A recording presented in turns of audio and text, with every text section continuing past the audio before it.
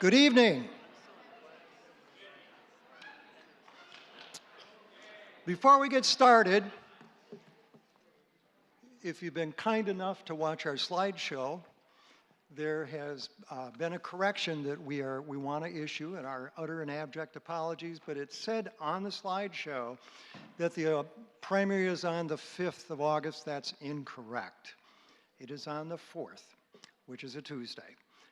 So in full disclosure, we just wanted to make sure everybody knows when to show up at the polls. So, good evening, and welcome to the Meet the Candidates Forum. I'm John Dispelder. I'm president of TIES, and that's Travers Indivisible Education and Solidarity. And on behalf of our entire volunteer team, thanks for being here, and welcome as well to those that are joining us by live stream. This is an important night for us. TIES was formed in the fall of 2025 with a clear purpose to strengthen our community by creating a space for conversations about the issues that matter, especially the ones that aren't always easy. Because when we engage in those conversations constructively, we build a better community for everyone. There's no greater responsibility we share as citizens than to be engaged in the democratic process. And that starts with being informed. And that's what tonight's about. This forum gives you a chance to hear directly from the candidates, where they stand, how they think, and how they would represent this district. Our hope is simple, that you leave here better informed and ready to take part in this pivotal election year. I also want to acknowledge that tonight is the first night of Passover. We're mindful of that, and we regret the conflict. Given the constraints that we were working under, this was the only date that was available to us. We appreciate your understanding.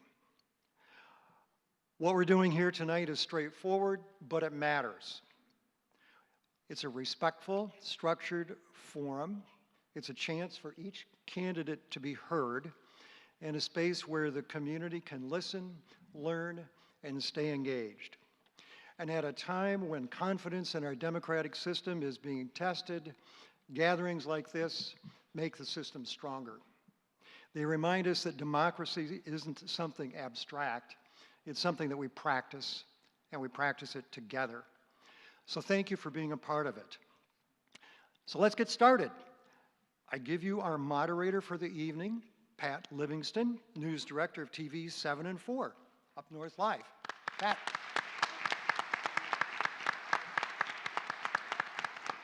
Good evening, everyone. We'll just go over some rules before we get started, and then we'll get into the questions and opening statements. So the order of the opening statements was determined by a drawing. Closing statements will follow in a reverse order. Each candidate drew numbers 1 through 4 to determine their placement, and they're in the order there. The first responder will be rotated so that each candidate has the opportunity to answer a question first. Candidates' remarks should address only their views and platforms regarding the office that they are seeking. Candidates should not interrupt each other, no personal attacks. Electronic devices may not be used by candidates during the forum, and we don't see too many up there. Each candidate will have 90 seconds for opening remarks, closing remarks, and to answer each question. 5 seconds will be allowed for a lightning round question. If a candidate wishes to rebut another candidate, they can make the rebuttal a part of their 90 seconds in their allowed time for the question that they are asked to answer.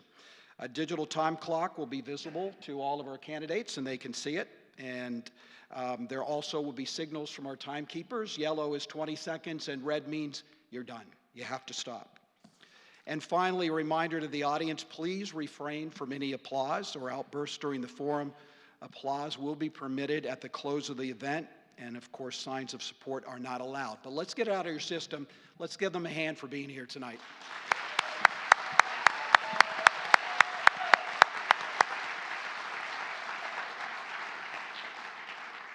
So we're gonna have opening statements, and we'll start with Kyle Bloomquist from Iron Mountain. Is this on? Oh, beauty. Okay. Hi, everyone. Thank you for coming out. This is really a wonderful venue and a great turnout. You should be really proud of yourselves. The organizers really did a great job. My name is Kyle Blomquist. I was born and raised in the Upper Peninsula in Iron Mountain. I'm an architect by trade, but the reason that I'm running for Congress in this district is because I believe that you deserve so much more from your government. Regardless of how you voted in the last election, I think that we need to drastically improve the lives of the American working class, and doing so is inextricably linked to the plight of peoples abroad and our government's prioritization of violence. And so I wish to stop that and wish to bring more of your tax dollars home to serve you and your communities. I hope to articulate those positions as the questions are asked throughout the night, and I hope to speak with you on an individual basis afterwards. So thanks for coming. Zebulon Fairley, from an independent from Traverse City. Yeah, so my name is Zebulon Featherly. I'm an electrician living in Traverse City, born and raised in Houghton, Michigan. And I'm running for Congress because I was frustrated with our current political scene. And I got tired of not feeling like I wasn't doing anything, not participating. And so I decided to jump off the deep end and got very involved. I'm running as an independent because I didn't trust either major party to consistently have the people's interest in mind. Time after time, it felt like the parties were having, their own interests in mind rather than listening to what the people wanted. So I'm here as an individual, hoping to talk to people and represent them rather than representing a party. That's why my campaign puts so much emphasis on on people rather than parties. I believe politics should be transparent. I believe elected officials should represent the people of the district. And I believe that government should create policy that improves the lives of everyday people. Thank you. Justin Michael, Republican from Grayling. Guys, before I address the elephant in the room, I just received a text message from the Congressional office. Congressman Bergman is actually on his way here, so we may need to get April Fools! Guys, listen, there's always good political banter that we can have. Today's no different. What I want to do is thank each and every one of you guys for coming out today and participating, because this is what it's all about. It's about community. It's about being together. It's about having conversations that matter, opening channels of dialogue that are honest and transparent. And what that does is it establishes trust. And that's something that's been lacking a lot in government. We're here today participating because we care, all of us. We all make up a community. It doesn't matter if you're Republican or you're Democrat. We care about our communities. We care about the people that we live next to. We have to work together. We have to bridge divides to make our communities better, to make our district better, and to make our country better. And I look forward to representing you in Congress so we can make that happen. Thank you. Wayne Stiles, Democrat from Traverse City.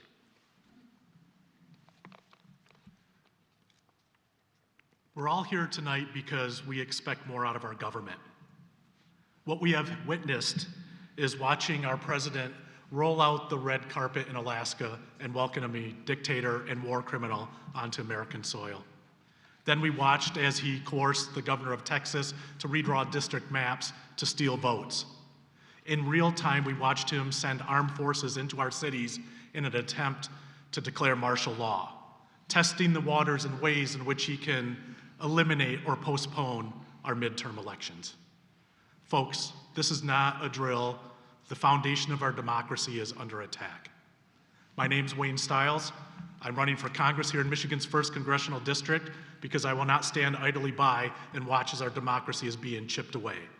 Like you, I believe in the Constitution. I believe in the Bill of Rights. And I believe in a government that should work for everyday people, not just the rich and powerful.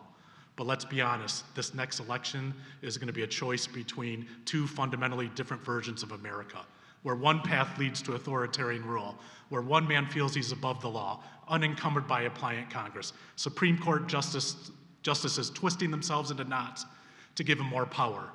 Federal forces donning masks to trample our civil liberties. The other path, democracy, a system of checks and balances, a government of laws, not men, a system that has guided us through war, depression, division, and made us the greatest military and economic power on earth. That's the path I choose. Thank you. Thank you, gentlemen. So we'll go right to the questions. What is the single most important issue facing Michigan's 1st District, and what are your plans to address it?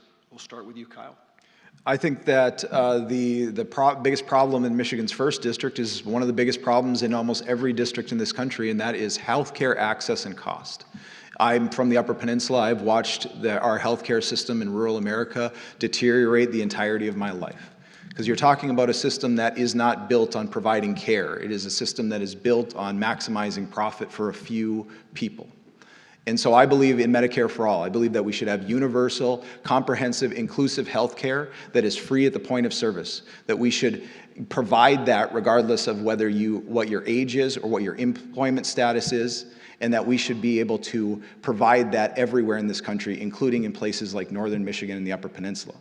I believe that not only do we need Medicare for all, which fixes Medicare and expands it to include all Americans, but also we need to start to fill rural service gaps with public facilities, public clinics, so that we can ensure that what happened in Ironwood doesn't happen. Ironwood had its labor and delivery department close, not because people in Western Upper Peninsula didn't need babies delivered, but because it was no longer profitable to the company that owned that healthcare system. I don't think that that should exist in this country anymore. I think we need to be able to provide healthcare where you are to every single American, because it should be treated as a basic human right.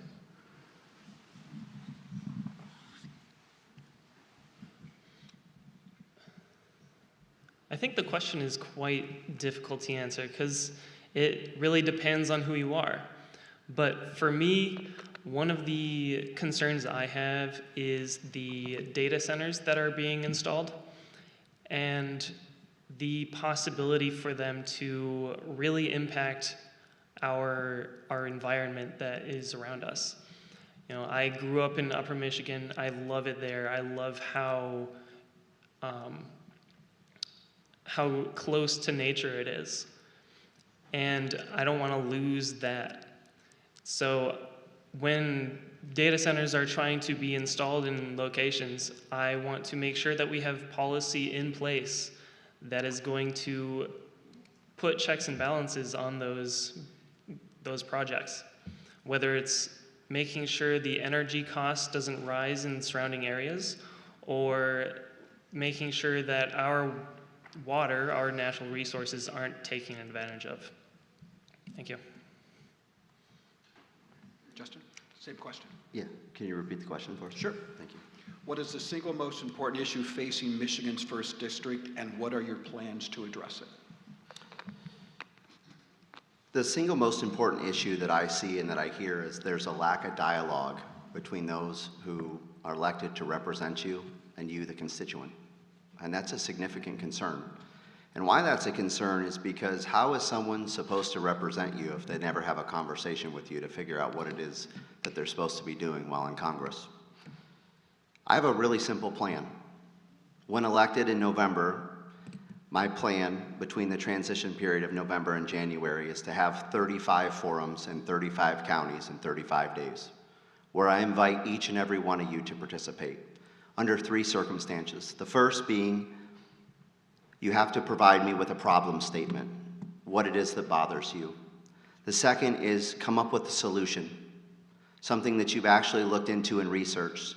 And the third is to meet a 70% threshold, meaning I need you to look into how it benefits 70% of the people that live in this district so we can apply that to the country. And after that, we'll get together and we'll formulate what the top 20 of those things are based on frequency. And then we'll allow you to vote on it. And that gives you the opportunity to hold me accountable for the issues that I'm going to represent that mean something to you. And at the same time, it allows me to inform you on the processes for which we can get that done.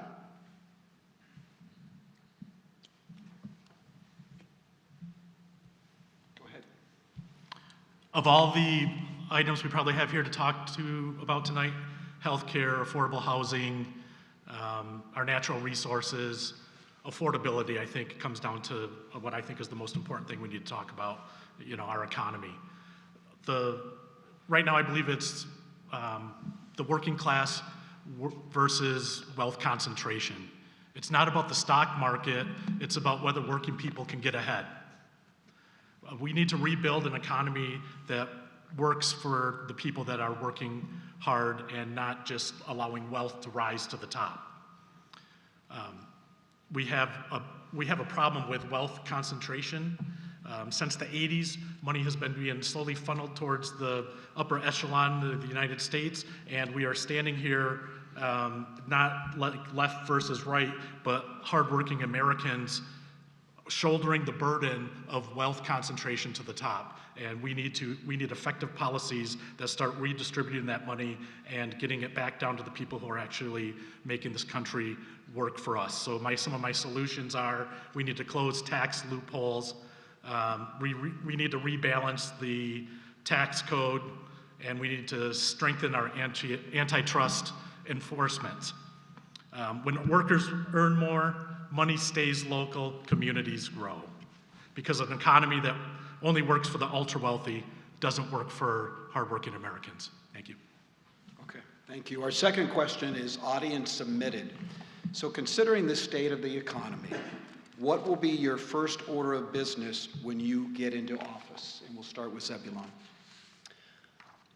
The first action I would like to take if I'm elected is to remove the influence of money from our politics. Right now we have a lot of corporations putting in outside influence into our political system. That means instead of our representatives representing us, they're representing the companies that give them the most money. And that's not what I feel like representation should look like. I think representation should look like people having conversations with the rest of us and then going from there. And so I think removing that outside influence is a great first step, and then removing the inside influence of being able to trade stocks and hold stocks while you're in Congress. I think that's another point of outside influence that I don't want people to have ulterior motives for how they vote on bills. Justin? In terms of the economy, one of the things I think we've gotten away from and we really need to support is our local community businesses. Entrepreneurship is something not only that sustains our communities, but it allows for growth and it allows for the youthful generation to have a pathway to success.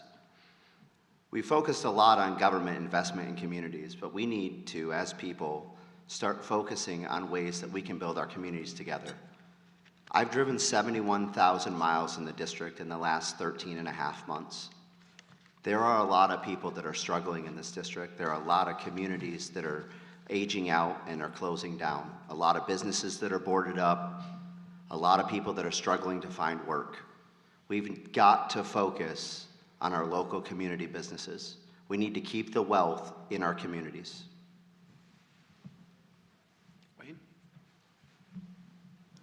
So I think one of the things that we can do with our economy is start talking about how we're going to rebuild our small communities and small towns.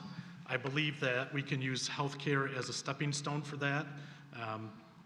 And I say that by saying the federal government needs to step in and we need to get back with the,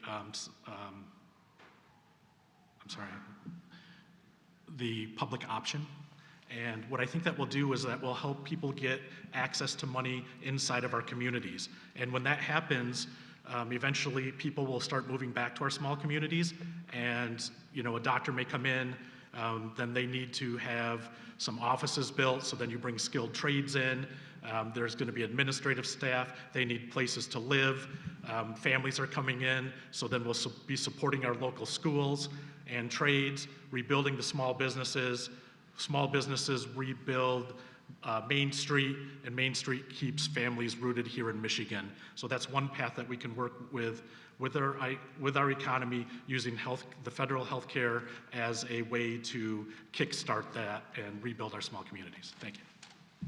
This next question is along the same lines of economic development. Circling back to me. Sorry, Yeah. Zebulon. No worries. My bad.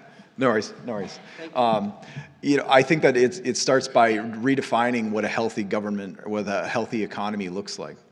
Too often we look at the stock market or any kind of equity market as if that is the definition of the health of our economy. The health of our economy comes down to the health of the working class.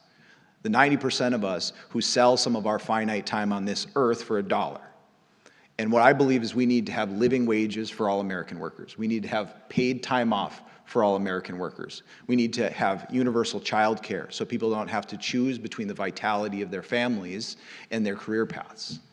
We need to start to embrace what FDR called an economic Bill of Rights, to be able to raise the station of all Americans starting from the bottom. Those people will have more money to spend at the small businesses within their communities. And what we should not be doing is what we have accepted as normal in this country, which is incentivizing corporations to lay us off and use us as internal wage competition against each other. That the working class is always fighting for less and less crumbs while they hoard more and more of the wealth at the top. I think that we need to raise the basic threshold of the working class's existence in this country to a livable, comfortable existence, and all of the rest will take care of itself. Thank you. So going on to the third question, how would you prioritize federal infrastructure funding for the district? And we'll start this with Justin.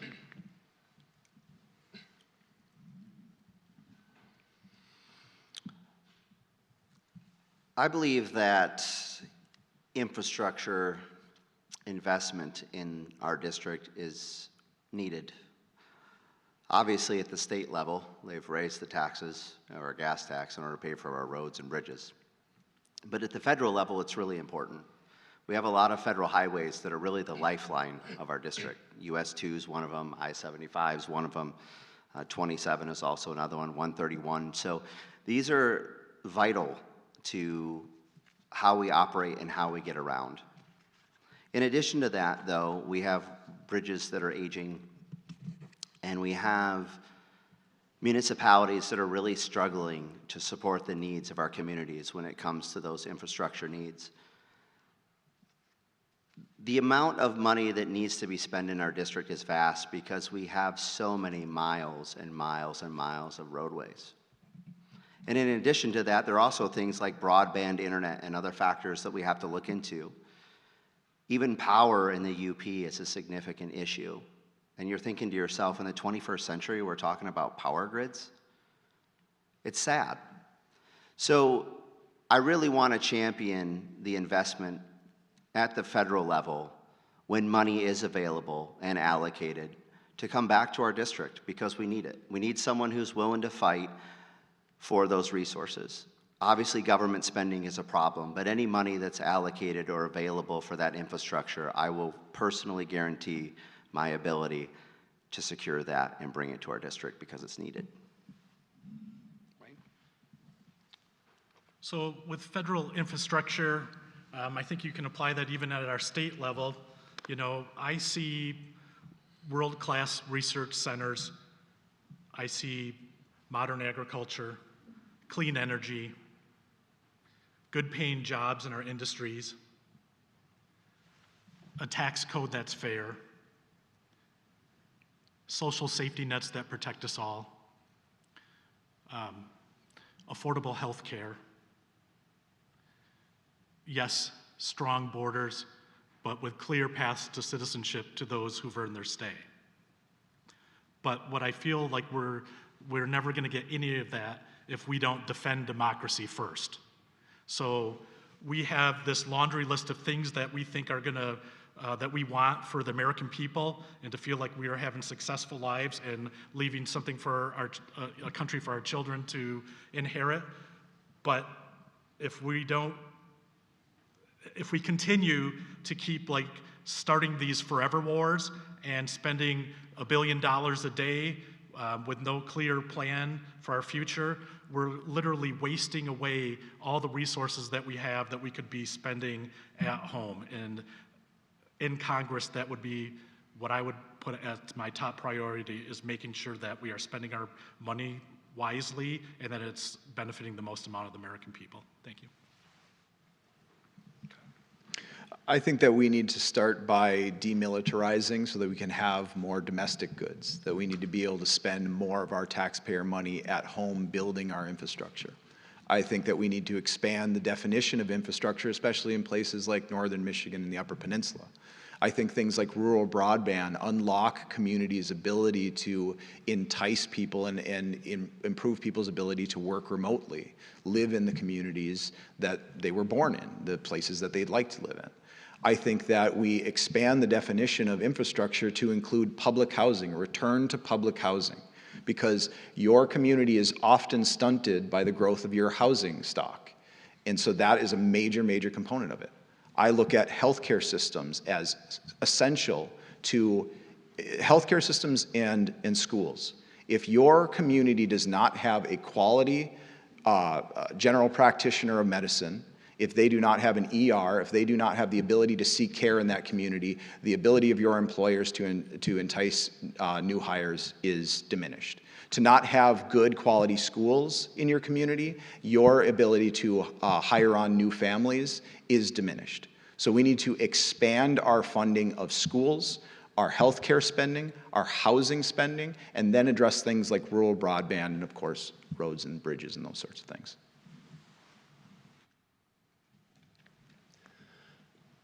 When it comes to infrastructure, what I think of a lot of the time is our energy grid and our roads. And a lot of what I am concerned about, I brought up AI and data centers earlier, and I'll bring it up now again. The concern of having enough energy to do what we want to be able to accomplish is somewhat concerning. There's data centers popping up that use the same amount of energy as some small cities. And right now, the UP, if we have any of those, it will greatly impact our energy. And I think we should be investing in a more renewable energy source and investing in a way to become energy independent. I think we should be utilizing every way we have to generate energy to make sure that we can afford to live and afford to have, electricity in our homes. And I think we're a little bit caught up in the past right now. There's a lot of money in our politics preventing us from moving forward. Thank you. What specific policy would you support to lower costs for families in the district? And we'll start with Wayne.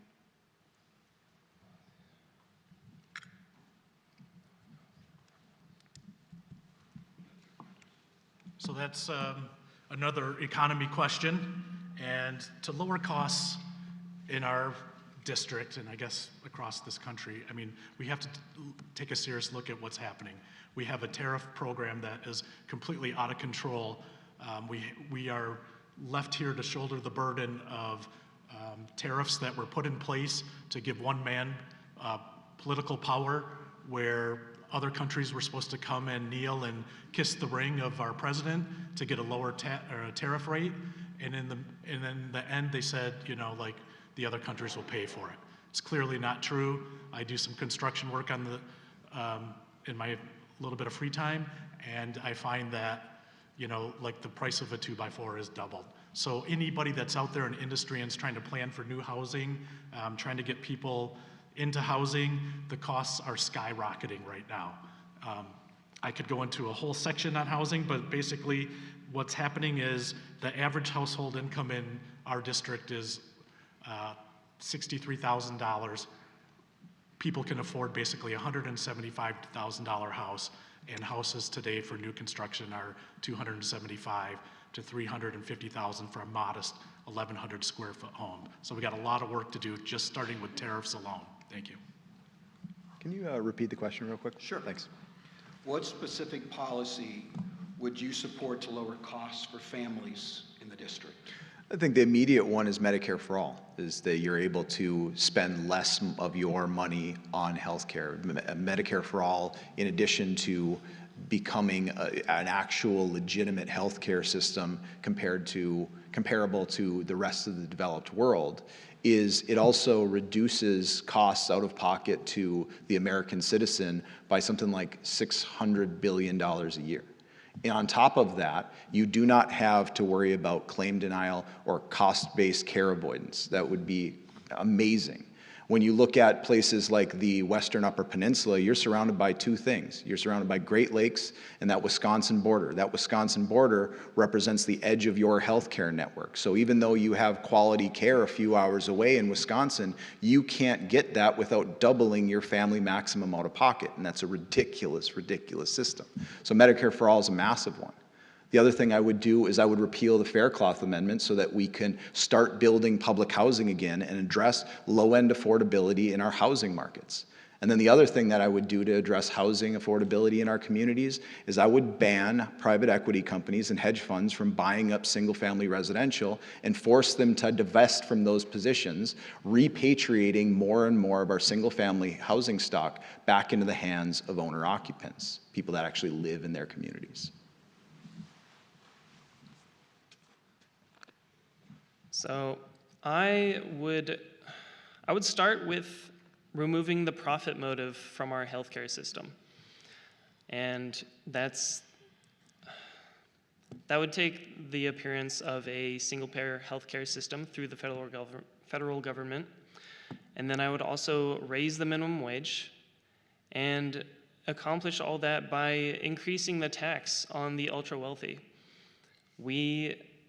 We're in a time when the US was thriving, and the taxes on the highest earners during that time were the highest we've ever seen.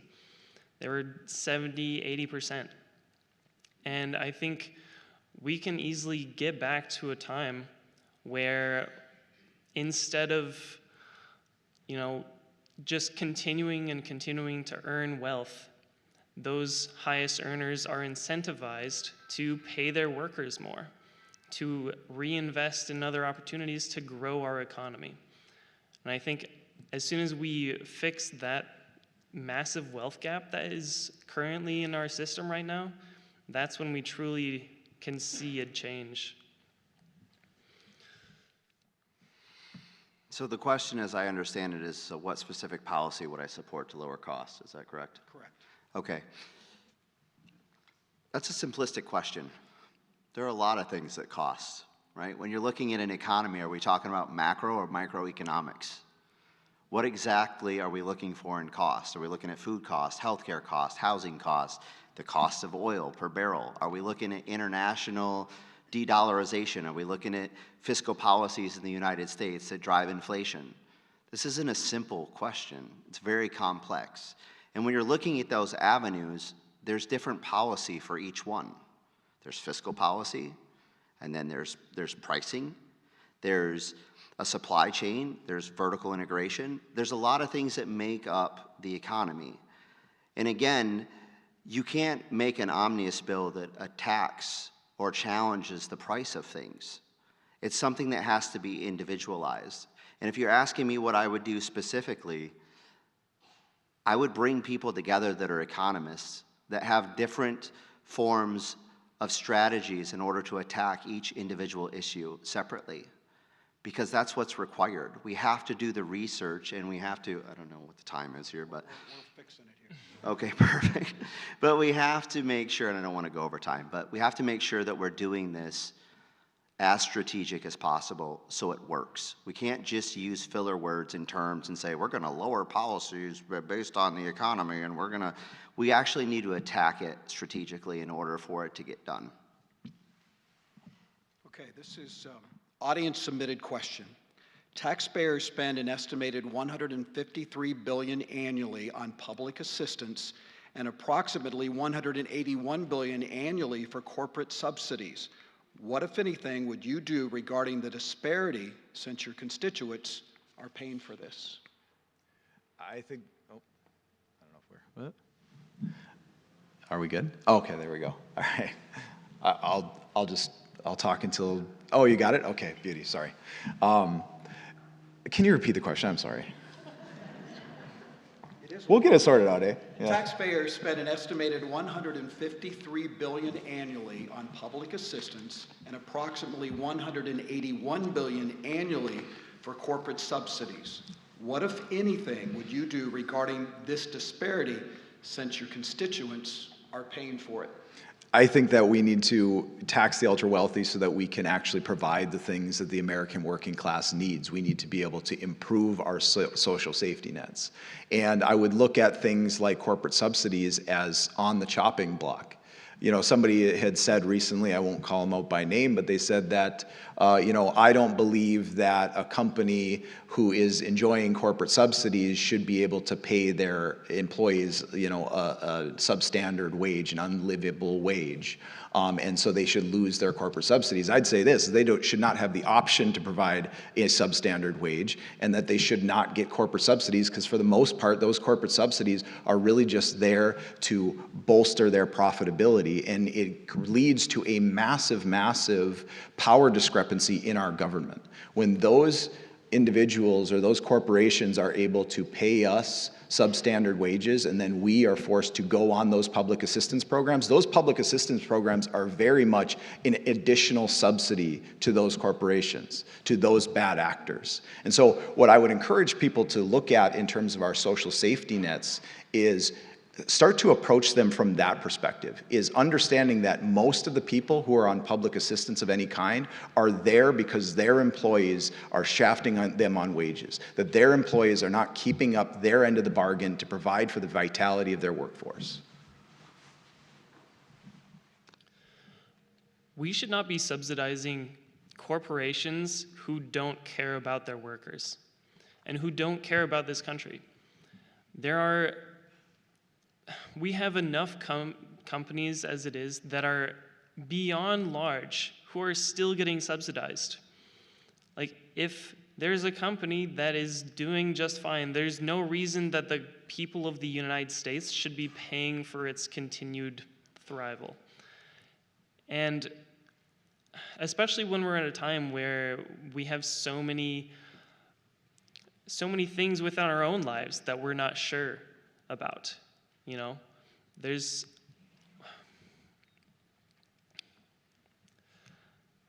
And I think, going back to taxing the wealthy, I think we should have a wealth tax on anyone who has over $1 billion. I think we should be taxing people who make over $1 million a year. And the idea that people like that have as much wealth as they do, and yet there are still people who work 40 hours a week and can barely get by. That amount of disparity should not exist.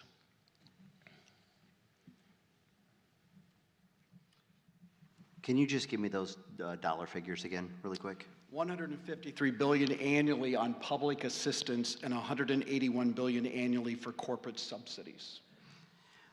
All right, to answer this question, I'm going to start with the corporate subsidies. Historically, corporate subsidies have allowed for job growth and innovation to occur, which obviously stimulates the economy and changes things. But I think one thing that we forget about in the United States is 19 of our largest industries are subsidized by the federal government.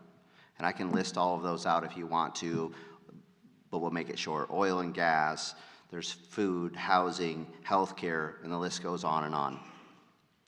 One of the things that we look for, though, when you look at subsidy expenditures, is the fact that we have created a system that supports or encourages people to use subsidies as a lifeline rather than a bridge to prosperity. Obviously, you want to help people that are in need. In our district, there are certain counties where 19% of the people are on subsidies. And we saw that impact when we had 43 million people that were food insecure when we had the government shut down. So these are things that we need to consider, but we need to create policies and procedures that don't use subsidies as a hammock for people's poverty, but a bridge for them to get into prosperity.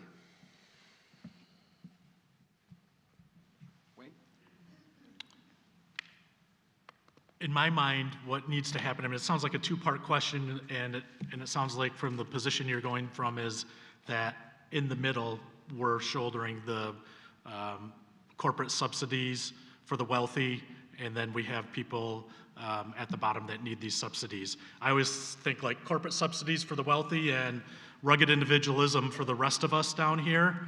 I think what really needs to happen is we need to look at what is stopping us from getting what we need to see happen. And overturning Citizens United is going to do what I think is the most work to get all this money out of our political system so that we can start making rules and regulations that actually benefit all hardworking Americans and not just the ultra wealthy in our country. So we need a constitutional amendment. We need transparency in our political spending. We need a clear path for ordinary citizens to run for office again. It's super expensive. It's almost impossible for somebody to run a grassroots campaign when you're up against Jack Bergman's donors who are donating nearly $300,000 to his campaign just from one couple alone. So, you know, we have lobbying that's have conflicts of interest. We have insider stock trading with our representatives. Like, we need to do a clean sweep in our government and actually take it back for the people. Thank you. Okay, we're going to do the first of hopefully a couple lightning rounds. And I know this is hard, but these are yes, no questions, except the last one, which you'll have 10 seconds. So a sentence or two, maybe. So we're just going to start. We'll start with Zeb, and we'll go down. The first one is, do you support the war with Iran? No. Yes. No. No. Okay. All right, we'll start with Justin on this. Should Congress require approval before military action abroad? Yes. Yes. Yes. Yes. Okay. This is audience submitted. Do you think the Line 5 tunnel should be stopped? And we'll start with Wayne. Yes. Yes. You said, should it be stopped? Should it be stopped? Okay. Yes. No. Okay. Start with Kyle. Do you support the administration's increased reliance on tariffs? No. No. No. Yes. No. Okay. All right, the next one is, will you pledge to hold public town halls at least once a year? I think it's you. Yeah. Yes. Yes. Yeah, at least once a year. Okay, so this is easier. This is 10 seconds. All right? Okay. In one sentence, what is the greatest challenge that we have in this vast district, and what would you advocate needs to be done, Justin? Dialogue, 100%. We need to talk to each other. Working with each other, left and right, against top versus bottom. I agree. I think that partisanship is a wedge that is driven between the American working class and causes them to have enmity with their neighbors. And so I think that we need to start having class solidarity. Yeah. Have conversations like this one where, you know, your representatives are talking to the people they are wanting to represent. Okay, thanks everyone. Back to regular questioning. And what should Congress do to support affordable housing in the district. And I think we are with you, Wayne.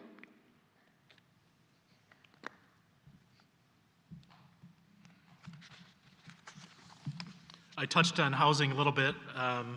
We talked about our family income of 63,000, and there's $100,000 to $150,000 gap between what people can actually afford in our district and what products are being available out there. The problem that we have is builders are chasing profit. They're only building luxury homes and vacation properties, large apartment complexes, and we have large corporate investors buying up single-family homes and turning them into rental portfolios.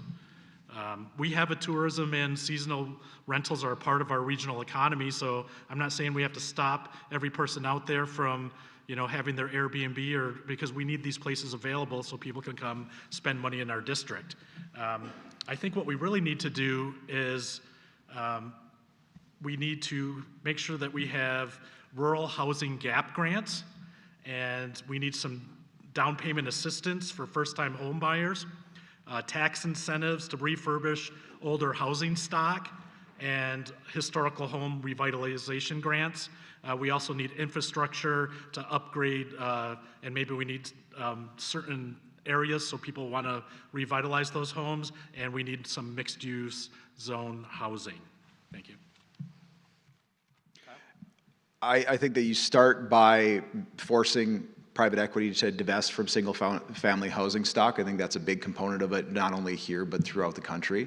I think that you crack down, use antitrust laws to crack down on companies that use AI and other third-party softwares to collude on prices, driving prices up.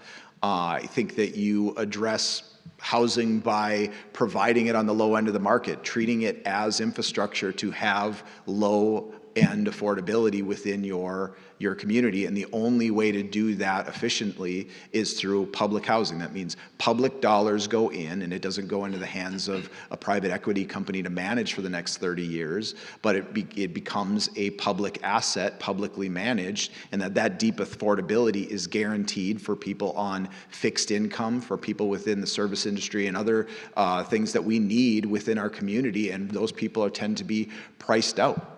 Those affect our housing across the board. I think when you look at things like Airbnbs, I think there has to be a limit. We need to be able to define a limit of somebody just buying up what is typically within your community, that starter home, that fixer-upper. Those ones are the most vulnerable. That is what's missing from our housing stock, is the springboard into home ownership, because home ownership, what that represents, is always represented to the American working class, is the only reliable way to create household wealth. And so we need to recapture that.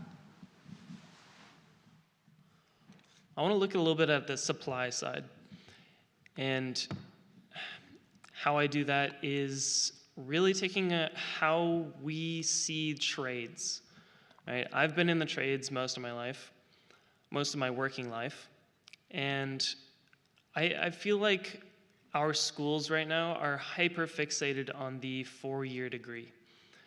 And it's a missed opportunity for a lot of individuals who would truly thrive in that field. When I was in high school, they didn't really tell me about trade school as an option. I had to find it myself.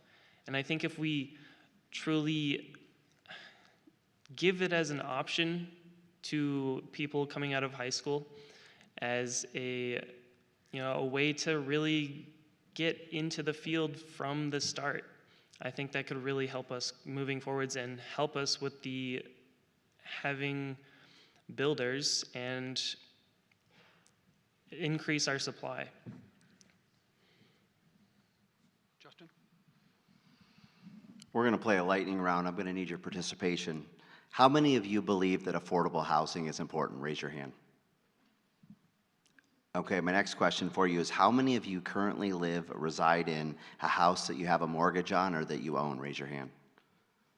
Awesome. You know the average median home price in Grand Traverse County is $488,000. So my next question to you, it's really important. How many of you are willing to call your realtor tonight and list your house for $100,000 on the market and allow for a first-time home buyer to come in and purchase your house, and then in return, you go in and rent a place? Will you raise your hand? Each and every one of you have the opportunity to have affordable housing in this district, but you choose not to. Why is that? There's a lot of excuses and examples as to what you're going to say. My house is worth more, there's more value, but not a single person in here raised their hand to make housing more affordable.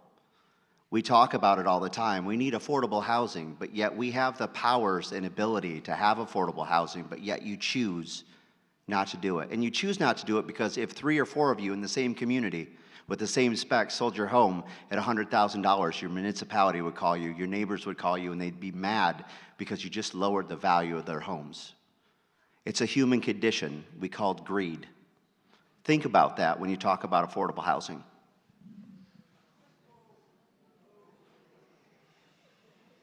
All right, we're going to go to the next question. What will you do to prevent rural hospital closures in northern Michigan and the Upper Peninsula? And we're going to start back with you, Kyle.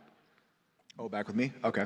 I had mentioned Ironwood. I had mentioned, I hadn't mentioned, but we had lost our last Planned Parenthood in the Upper Peninsula in Marquette recently. I think that what you've seen is you've seen a massive devaluation of our healthcare system, and a big part of that is the Medicaid cuts that came out of the big, beautiful bill. And what you have to recognize is when that erosion happens, that's just an acceleration of a process that we've been undergoing in rural America the entirety of my life. It's a system that's sagging under its own weight.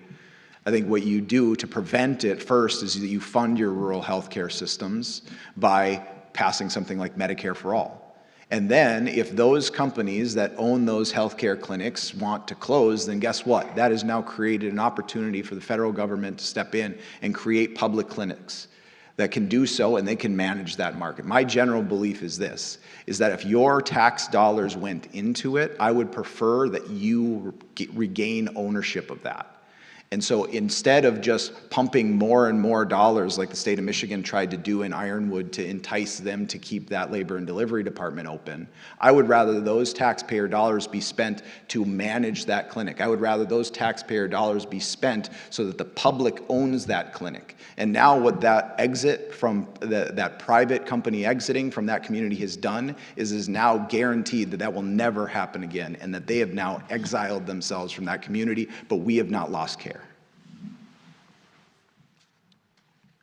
I think the first step we take towards making sure rural locations aren't closing is by creating a single-payer system, removing the profit motive from the entire situation. Once we have a single-payer system, we can then look towards regulating and designated how we have different locations set up in each area. And another thing I want to talk about, especially for such rural locations, is like the UP. Investing into our data structure so that we can take advantage of systems like telehealth and remote diagnosis is very important. There's a lot of places all scattered throughout Michigan who, if you're living and you have to see your doctor, you have to drive multiple hours just to have a conversation.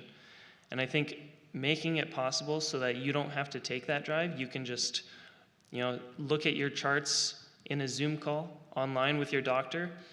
I think that's super important and a great way to make sure everyone can be involved in their physical and mental health. Repeat. What will you do to prevent rural hospital closures in northern Michigan and the Upper Peninsula? This is a really difficult question to answer, honestly. And the reason that is because we're spending $1.7 trillion a year in healthcare currently, and that's going to rise to $2 trillion. And unfortunately, that money, most of it is allocated toward large medical groups, and they're consolidating. They're buying up all those small, local, regional hospitals, and they're consolidating that, and they're changing the way that healthcare is performed. Up here, it's really difficult to get doctors, especially specialists. When you graduate from medical school with $400,000 in debt, it makes it really unappealing to come to northern Michigan or the Upper Peninsula and get a job when you know you can make more money working in Miami or Pittsburgh or Detroit or Boston. But then you look into what we can control in Congress, and that's federally qualified health centers, FQHCs. And unfortunately, that budget is anywhere between $18 to $20 billion a year. The rest of them, it's by law. The tax pays for it. It's mandatory. But as a congressperson, we're able to allocate funds to those FQHCs, and we have a few of them in northern Michigan and the Upper Peninsula, and they really help people who can't afford medical coverage. And we need to support those, and we need to allocate more resources to them so they can expand their healthcare services to people who actually need it. Wayne? All right, let's tackle healthcare in 90 seconds or less. First thing we need to do, institute the public option and let the federal government fill the gap in our rural communities. We have large hospital systems that are consolidating smaller rural hospitals. We have services getting centralized. We have departments closing, specialists disappearing. Suddenly families are driving 2 to 3 hours to see a doctor. Getting telemedicine up and running in a way that professionals and specialists can work with rural communities, I think would be a huge advantage for us. Another big issue that we have why the system isn't working for most Americans is the way that our insurance is coupled to our jobs. So I believe that we need to divorce insurance from our work situation that will allow families to relocate if they need to, entrepreneurs to start businesses, workers can change careers. There's a lot that can happen there. So healthcare portability would be very important to me. Obviously getting that public option is a first step for us. I think everybody can see that big businesses don't want to work in rural communities. So let the federal government use its buying power, lower prescription drugs, offer services in these small towns and rural areas so that everybody has access to their health care. Thank you. Okay, a related question, and this was submitted from the Michigan Clinicians for Climate Advocacy. With 800,000 Michigan residents projected to lose their Medicaid coverage and health insurance premiums rising, how do you plan to ensure health care access remains accessible and affordable for Michiganders? Zeb, we start with you. Well, as I brought up earlier, a single-payer healthcare system through the U.S. government. There's a lot of countries who already have a system like that in place, and it works just well for them.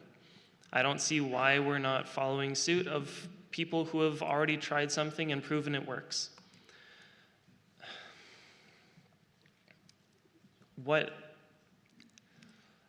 That system can provide us at least minimum coverage, and that's what I want to see for the people of the U.S., so that every person living here has a minimum standard of how they're covered. Justin?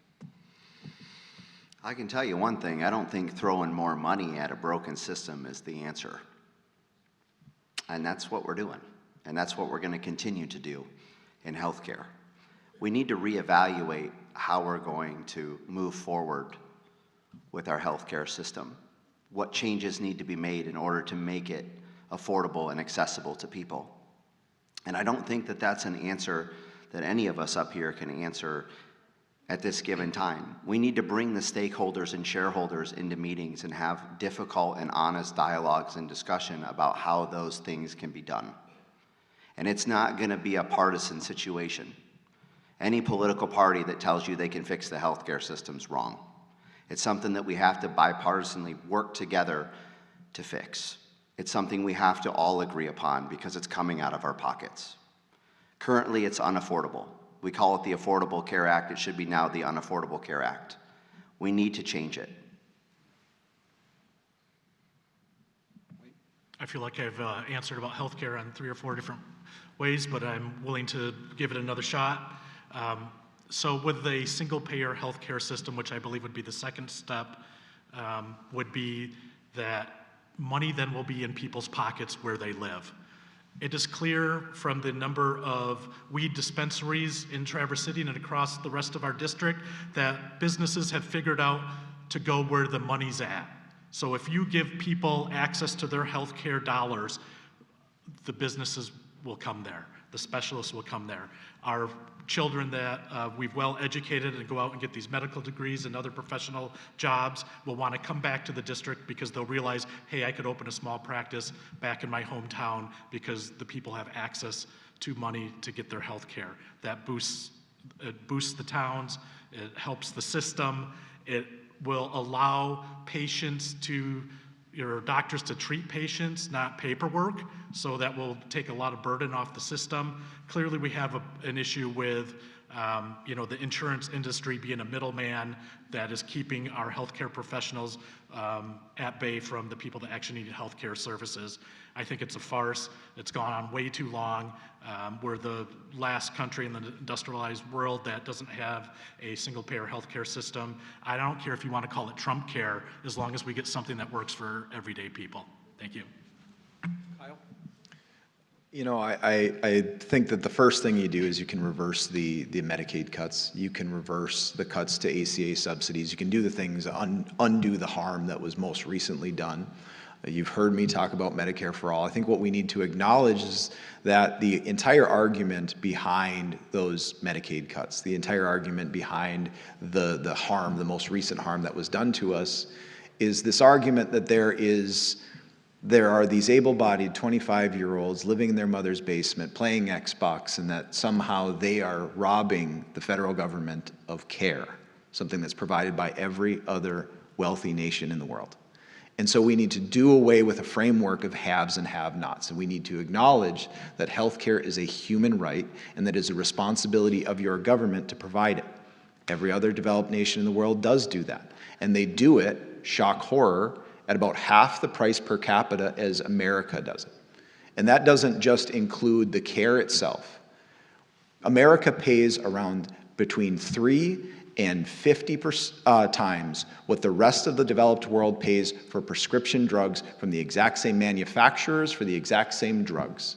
And yet we still have this system in place where we've normalized the profitability for a few at the detriment of the rest of us. And when you hear something like the Biden administration touting that they're going to negotiate drug prices on 10 drugs, no. We need the buying power of the federal government to make sure that we're knocking down every single drug price. All right, thank you. Another submitted question. This comes from the Northern Michigan Managing Entity. What, if any, platform do you have for improving behavioral health services across our region and the entire state of Michigan? We start with Justin. I've spoken to a lot of mental health professionals and sheriffs and prosecutors in our district regarding this issue, and it's a significant concern. It's definitely a matter of concern in the UP because they don't have any facilities at all that they can treat people except for a small one in Marquette that has minimum beds and services. Mental health is going to continue to rise because we're seeing conflict happen everywhere. People have access to their phones now, and they're constantly being stimulated by things that trigger their emotions. And emotions tend to stress people out, and eventually they reach their breaking point, and it's a significant concern. We don't have the facilities right now to manage that uptick, and it's unfortunate. Mental health is a serious concern. It's a serious concern with veterans, it's a serious concern within our communities, and it's really a serious concern for our younger generation that's coming up. Navigating that is going to be difficult. We've got to incentivize people to want to get into mental health services. We have to figure out a way to streamline the services that we do have and then increase those services to be able to meet the demands that are going to come. And again, I always will resort back to bringing in professionals and stakeholders to figure out how that's both affordable and feasible. Wayne? I'm going to get out of my comfort zone here a little bit and talk about behavioral health in a way that is kind of recently happening in the Upper Peninsula. They lost one of their care facilities where people who needed gender-affirming care no longer have access to that. And I don't pretend to be an expert in this field by any means, but I wanted to just talk about it as an individual in the community, because at that level, I think it represents what we need to do as a community together. You know, we need to protect human dignity. We need to keep medical decisions between doctors, patients, and families. We need to be supportive of our communities. Not everybody is the same. And, you know, we want what we want. We want to run in the groups and circles that we feel comfortable in, and so do other people. And so tolerance is also a very important thing about helping with behavioral health. When we're all working together and we're looking at every other individual out there as a person, I think we get a lot more accomplished instead of trying to just put labels on other people.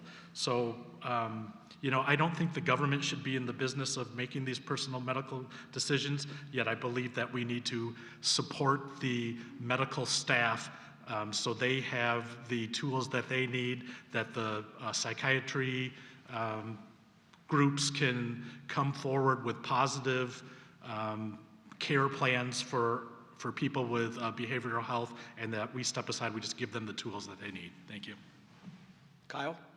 You know, when I talk about Medicare for All being universal, comprehensive, inclusive, it includes mental health care, and everything I said about public health facilities extends to mental health care. In the Upper Peninsula, we are woefully inadequately equipped in terms of inpatient beds. And I can tell you firsthand, as somebody who's been on Iron Mountain City Council for 11 years, what a mental health crisis in Iron Mountain looks like. What it looks like is 2 of our officers in the Iron Mountain Police Department are forced to be jumped up orderlies sitting on a person who is having a mental health crisis in our local hospital or in our local ER. That is not a humane situation for the person in crisis, and ultimately your taxpayer dollars are paying for it one way or the other. And they do not get care in the Upper Peninsula. What usually happens is a city like Iron Mountain pays overtime for 2 officers to drive that person down to someplace downstate where there are beds available. That is a ridiculous condition for not only the municipalities who are footing the bill one way or the other, but also for the person who is in crisis. That is a horrible, terrible, inhumane situation. I think that we need to be able to provide more mental health care facilities. I think that we should be covering preventative care. That means psychiatric care, whether remote or in person, for all Americans. And that we can improve people's general station in life by improving their material conditions. So much of our mental duress is driven back to all the other things in our lives that stress us out. That means our wages, that means our health care, that means our housing. We are learning more and more how connected mental and physical health is. And so it only makes sense to, in order to ensure that people have access and availability to these, to incorporate it within that single-payer healthcare system, to ensure people can get the treatment they need. When I was in high school, I had too many friends struggling with depression. And the school doesn't have its own professional to help deal with these situations. And I would love to see every public school have a professional, mental health care provider to help in these situations. That age is it has such a high potential for depression and anxiety to be an incredibly damaging experience. And I don't want to see my potential children have to come home and ask me why their friends have marks on their wrists. And so I think ensuring we have access for everyone who needs it is essential. Next question. What should Congress do to prevent the Social Security Trust Fund from running short, running out of money? We're going to start with Wayne. All right, Social Security, great. So we keep being told that it's gonna run out of money and it's not gonna be there for us. We wanna push retirement ages further and further out. Let me tell you, as somebody that's in their mid-50s, nobody wants to hire anybody at that age to go back to work. So they can push the age limit to 100. The reality is like, employing people is harder and harder. What you have with Social Security is the main thing that we need to do is uncap the maximum amount before you no longer have to pay into Social Security. There's absolutely no reason that like I have to pay the maximum because I'm below the cap, but somebody who is very successful, has extra resources, and is an American citizen who has worked their way through the system and should not be paying the same amount that I'm paying percentage-wise. And so if you make less is required of you. If you make more is required of you. And we need to stop allowing our politicians to tell us that, Social Security is going to be insolvent. Make it solvent. The next step is they're going to say we need to privatize it. And then there'll be just another industry here where people are skimming off the top and not getting the services down to the people who need them. Kyle? You start by uncapping the Social Security tax so everybody is paying on every cent that they make. You increase the taxes on the ultra wealthy. You implement an actual tax to claw back a lot of those ill-gotten gains that needn't I remind you that those billionaires were not created by themselves. It is impossible to earn $1 billion in your time on this earth without stealing somebody's compensation, without mining excess labor value at massive scale, both directly and indirectly through actions within your own company or within the developing world. It's an impossibility. So understanding that their wealth was gained at our detriment. And then you deploy those because ultimately you should be entitled to enjoying your twilight years. I do not believe that we are meant to work all of the days of our lives. I believe that we have an obligation as a society to care for our elderly, and that care doesn't just stop at giving them a Social Security check and hoping that's enough. That means that we take care of them all the way up until the end, and what that means is Medicare for all. It should include nursing home care, end-of-life care, that we cannot burden our generation. I'm a millennial, I'm 40 years old. I'm ill-equipped to put my parents in a nursing home, God forbid, if they need it. And we as a society are ill-equipped for the amount of people who are going to enter the system and their family members unable to help them. We start out by removing that cap. There are more billionaires and more wealth only in that 1% than we've ever had it in our country. And it makes no sense that we're struggling so much to find out a way to help the poorest people and the most people in need when we have people that could single-handedly fix the system on their own. So, wealth tax, making sure the wealthy are paying their fair share in taxes. And then I also want to talk about the immigration system, because Social Security right now would have run out without immigration. And as it is, we're not improving our immigration system at all. The only thing we're doing is trying to kick people out of the country who are paying taxes.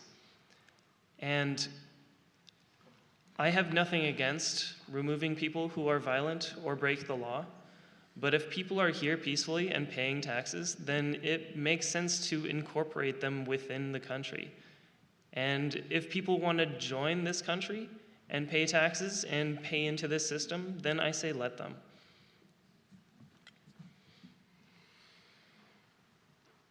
Insolvency, 2033. not that far away. It's a concern. We all have it. I think one of the things is people think that Social Security is a savings account that the government uses, but the reality of the situation is the fact that you're paying into it essentially to provide the services that are required for the people who are eligible for those benefits. So the money's really not there. It took place in the 80s. But to move from that, I've created myself multiple models to try to figure out how to address this. And I come to the exact same conclusion every time. I can fund it for 50%. I remove every cap. I try to raise the amount of money that we put in. The problem is still the same, 50%. So I've realized that I'm not smart enough to figure out this situation. And again, I resort back to people who are. This is an existential issue because everyone in this room, give or take a few people, are going to be directly impacted and affected. And how am I in Congress going to sit there and be like, you paid into the system your entire life, but you no longer get those benefits? How is there going to be trust in the federal government if we remove that pillar from society? So it's a significant concern of mine, and I will work diligently to try to fix it, but I'm going to need some help. A couple of more questions. We have time here. Do you support the SAVE Act, and why or why not? And we're back to starting with Kyle. No, I do not support the SAVE Act. I believe that more people in this country should be voting, not less. When you look at voter fraud, it's an infinitesimal amount. It doesn't register anything other than column inches and wasting our time so that we can talk, so we aren't talking about the things that matter. You know, when I look at the SAVE Act and what the net effect of it is going to be, I look to a state like Kansas, who has already implemented effectively a similar system. And what we've seen out of Kansas is for every one undocumented immigrant or person who otherwise should not be on their voter rolls that they remove from that, they remove something like 1,000 erroneously removed, and they are entitled to their right to vote. And so what we are looking at is almost an inversion of Blackstone's ratio. Blackstone's ratio essentially says that it is better that 10 guilty men go free than one innocent man suffer. And what we're doing is we're doing that. We're saying it is better that we disenfranchise Americans at a massive, unprecedented rate so that we can address a non-problem. But really what we're doing is we're addressing a very real problem. A very real problem, unfortunately, for Republicans. And that is the problem that more and more people are pissed off. More and more people are eventually going to start voting for their own best interests. And what that looks like is it looks like not only that Republicans are not going to be elected, but do-nothing Democrats are not going to be elected. Jeb. I do not support the SAVE Act. The SAVE Act is a policy to fix a problem that doesn't exist. The idea behind it is to remove the ability for non-citizens to vote. But we already have policies in place to keep that from happening. The number of cases of that happening is so incredibly low, it's basically non-existent. And the added complication that it would add to our voting system is atrocious. We already have places with, people in line to vote for hours. We should be looking at solving those problems rather than solving an issue that doesn't truly exist. Yeah, go ahead. You can keep going if you want to. I'm liking it. Yes, I support the SAVE Act. The SAVE Act is a start in the right direction. Is it perfect? Absolutely not. Nothing's perfect. But it's better than what we currently have. We all want secure elections, and I know there are people that are going to say that this isn't about that, but we all want secure and fair elections, and this is a step in that direction. But where I feel that the SAVE Act really falls short is I believe that we should make Election Day a national holiday. I believe that it's a requirement that we must mandate in this country. We have holidays for everything, but we don't have holidays for one of the most important things that we can do as American citizens, and that's vote. And it should be mandatory. It should be a federal holiday. We should give everyone the opportunity to go and participate in one of the greatest rights that we have in this country, our ability to vote. Wayne? No, I do not believe in the Save the President's Ass Act. This is clearly about voter access, voter suppression versus election security. If you want to talk about security, and I know people do, we can talk about, cybersecurity investment.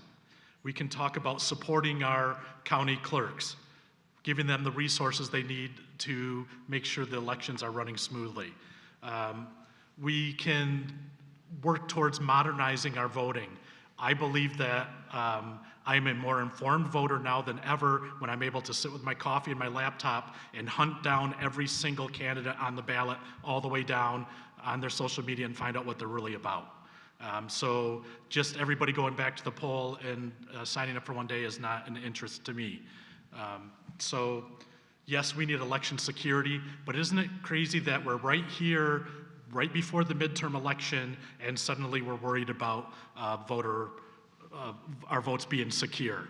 Clearly, this is a issue that's been brought before us as like a red herring. The amount of actual fraud cases in the state of Michigan is minuscule compared to the millions and millions of people that have voted over many election cycles. So our leadership needs to acknowledge and certify the results when they come in. They have to admit defeat, they have to reassure voters and protect the peaceful transfer of power. Thank you. Okay, our final question before we get to closing remarks. Tonight's event is the 8th in the series of Meet the Candidates forums. Each of you have participated in every event, and thank you for doing that. By all accounts, you seem to be very respectful of each other, even though you disagree on many issues.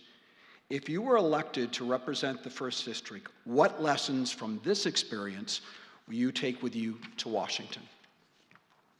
Zeb, we'll start with you. Well, to start, I think it is very easy to have a civil conversation. It doesn't take much to come out and talk with people and be open. And one thing I will say, with it being such a large district, I think ensuring that everyone can take part is important. And what that looks like for me is when I do town halls, I'll do some in person, but I'll do a majority of them online so that everyone can take part in them. And I already do that. Every other Wednesday, I do an online town hall so that people can come and talk to me and discuss what their concerns are. And I think we need to ensure that we stay in communication and we can move forwards together. For those of you who don't know, I'm a conflict resolution specialist. My PhD is in conflict analysis and resolution, and we enter every conversation with neutrality. We specialize in mediation, negotiation, and facilitation. Those are things that have been forgotten in Washington, D.C. When I started my candidacy, I started with the concept of bridging divides, because that's what I do every day at work. That's what I've specialized in for over 20 years. And I think that these forums are one of those examples of where that system and that willingness to speak to people comes out and shines. I'm here because I want to embrace dialogue again. I want there to be decorum. I want us to be civil. I want us to have dialogue that's filled with trust and determination. And that's not currently what's happening in Congress. The whole point of running in the first place is to try to fix what's broken. If I thought that our current representation was doing a great job, I wouldn't be here this evening. It's spring break time. I would hope to be in Florida somewhere warm. But I'm here in front of you to try to show you that I'm willing to have these conversations, even when they're difficult, that I'm able to address those difficult positions and situations so we can get some form of resolution that helps all of us as Americans. Wayne, Can you get a recap on that question, please? want me to read again? Yes. Tonight's event is the 8th in the series of Meet the Candidates forums. Each of you have participated in every event. By all accounts, you seem to be very respectful of each other, even though you disagree on many issues. If you were elected to represent the 1st District, what lessons from this experience will you take with you to Washington? Great. I think what I've experienced over these forums so far is that really the people want the same thing. They are asking for representation that actually will show up for them and will hear their concerns and will then go represent them in Congress. They don't want to hear that big money has entered into their pockets and watered down their individual votes because of it. They want clear representation. I remember standing in this room over a year ago and wondering where Jack Bergman was at, asking his, people wanted to know, and I don't think any of that has changed in the last year. We want real representation. We want economic prosperity. We want good education and skilled trade jobs. We want affordable health care and affordable prescription drugs. We want clean energy and in a clean environment. We want a fair tax code. We want a balanced budget. We want secure borders, but we want clear paths to citizenship to those who've earned their stay. So, what we really want is a country respected, again, by both friend and foe, and we want representation in Congress that helps all of us together, both left and right, live the American dream and prosper. Thank you. Kyle?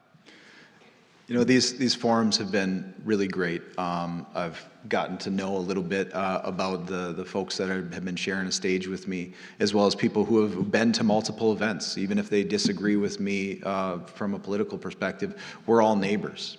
And that just really affirms something that I've already known.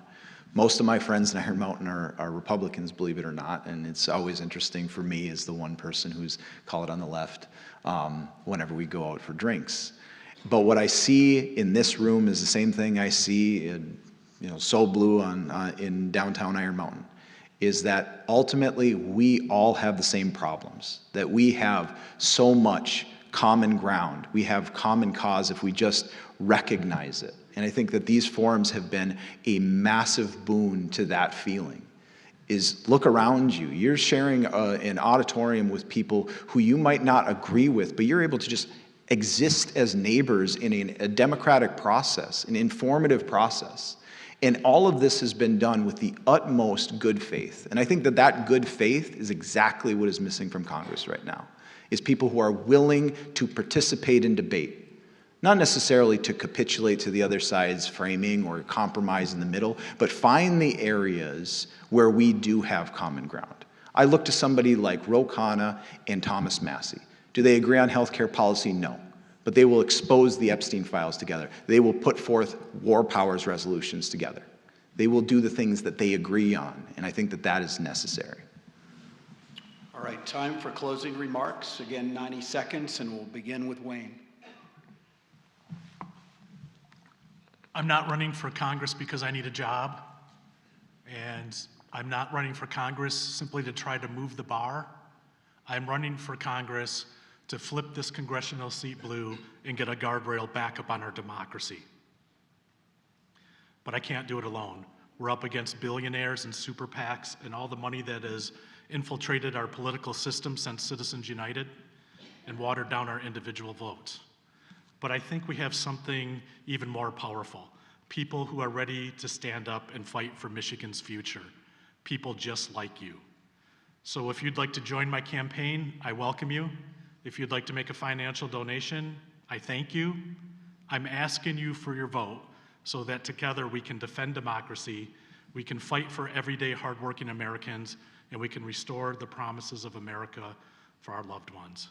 for everybody in this room, for everybody across our district, and for anybody who's ever been told they can't have a fair shot at the American dream. Thank you, and let's get to work. Justin.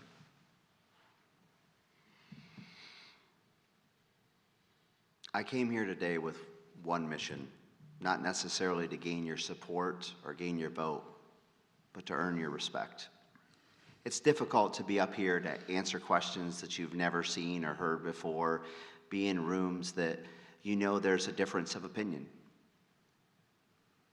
But I'm showing you that it's possible. I'm the only Republican candidate that's attended these forums. And I attend them because I care about you, each and every one of you. Even if you have differing opinions than I do, different ways that you see the world, I embrace that. I'll listen. I care about your opinion because that's what respect and leadership is about. Listening to those that you're supposed to represent. That's the whole baseline of being a representative. I want to hear your concerns. I want to hear your struggles. And I want to work with you on ways to fix it. I love Northern Michigan. It's my home. And I know each and every one of you do too. So why can't we work together? Because the political system tells us we can't? We can do better. We just have to believe that we can. May God bless you and may God bless this district. Zebulon? Thank you all for coming out here tonight, first of all. And thanks for Traverse Indivisible for making this conversation possible. I'm truly excited about this campaign because I think the United States is capable of so much. We're a country of diversity, a country of innovation, and a country built on the idea that the government works for its people. I think if we have leadership that listens, is transparent, and works for the people, we can truly move forwards. I'm running as an independent because my loyalty belongs to the people of this district, not to a party or outside interests. That's the commitment that I'm willing to make to you.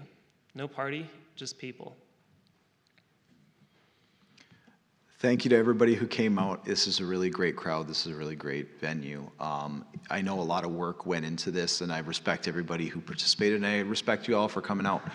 I wish that this table was two bodies longer, both with our current representation and the other Democratic candidate. I wish they had the respect for you and the respect for this process to be here. I'm sorry that that's not the case. But I want you to know that I am here for you, that everybody here on this stage is here for you, that ultimately we deserve so much more from our government, and we need to start working together to fight for it.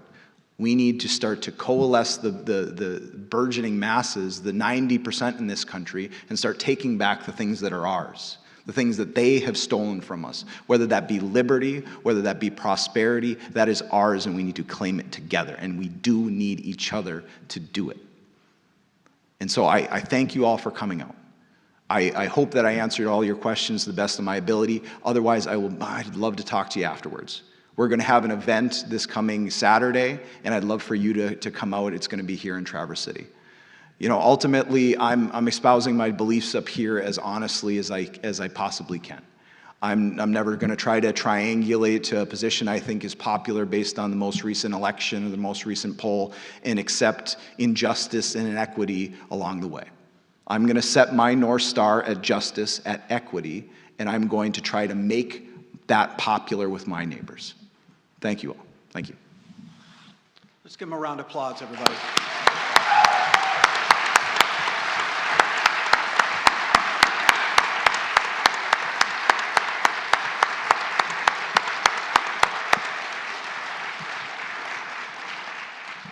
Thank you for coming tonight. We appreciate you participating in this important event. Thank you.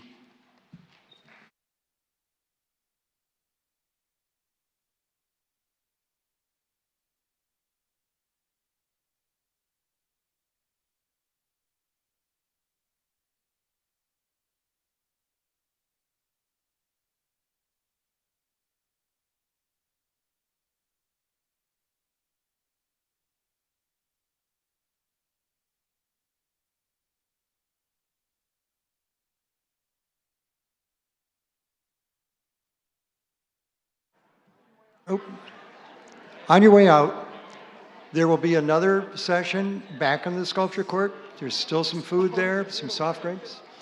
The candidates will be available to talk to you afterwards till around 8 o'clock.